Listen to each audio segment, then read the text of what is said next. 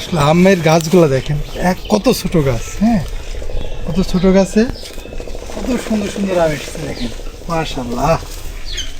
কে মাছ মাছ দিয়ে একটা বেলেট দিয়ে বা কোনো কিছু দিয়ে একটা। আসসালামু আলাইকুম। আমরা একটা ব্লেড কিনেছি অনলাইন থেকে একটা ব্লেড কিনেছি। ব্লেডটার কাজ মূলত আপনার নিড়ানি দেওয়া। এই যে আমাদের ঘাসের জমিটা দেখছেন, আমাদের এদিকে শুকলো, আমরা দুই পাশ দিয়ে ঘাস লাগিয়েছি, আর মাঝখানে দেখছেন প্রচুর আগাছা বের হয়েছে, প্রচুর ঘাস বের হয়েছে। এখন এই ঘাসগুলো যদি থাকে তাহলে এই যদি আপনি সার দেন এই জমিতে, তাহলে এই সার আপনার কাজে লাগবে না।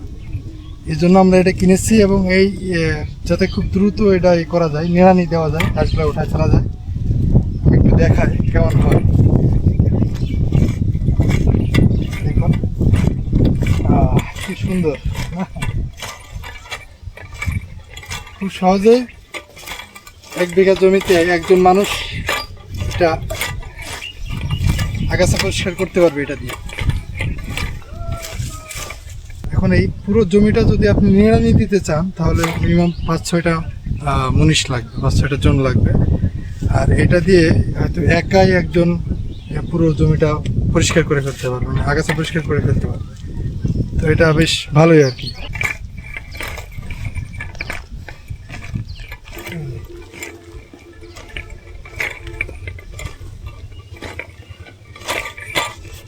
আমাদের এখানে ঘাসগুলা এখনো বড় হয়নি, আমরা 4-5 দিন আগে লাগিয়েছি। যে মাত্র ঘাসগুলো বের হচ্ছে, এই যে মাত্র সব ঘাসগুলো বের হচ্ছে এখানে, এই যে লাইন দিয়ে বের হচ্ছে, এই একটা লাইন দিয়ে লাগিয়ে দিয়েছি আমরা।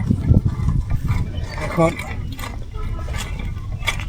এই জমিতে যদি সার দিতে হয় তাহলে যখন আমরা সার দিব তখন এই যদি আগাছা থাকে তাহলে আপনার সারটা খুব একটা কাজে লাগবে না। এই জন্য আপনি অবশ্যই সার দিতে হলে নিড়ানি পরিষ্কার করে সার দিলে ঘাসটা দ্রুত বড় হবে।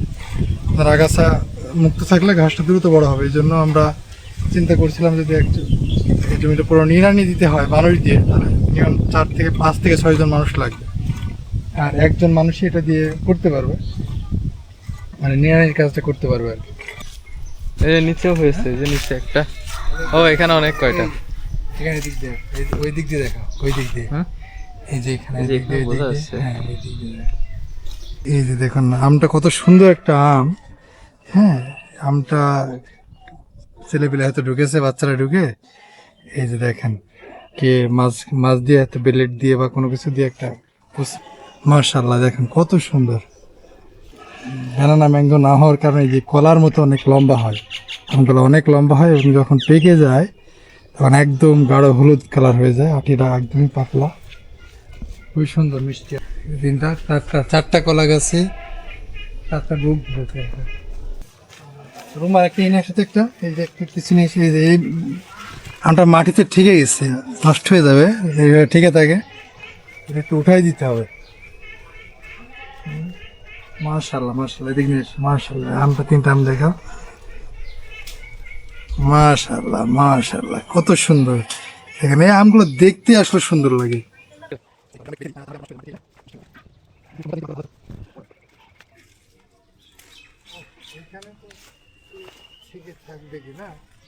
আসলে আমের গাছগুলো দেখেন, কত ছোট গাছ। হ্যাঁ, কত ছোট গাছে কত সুন্দর সুন্দর আম এসেছে দেখেন, মাশাআল্লাহ।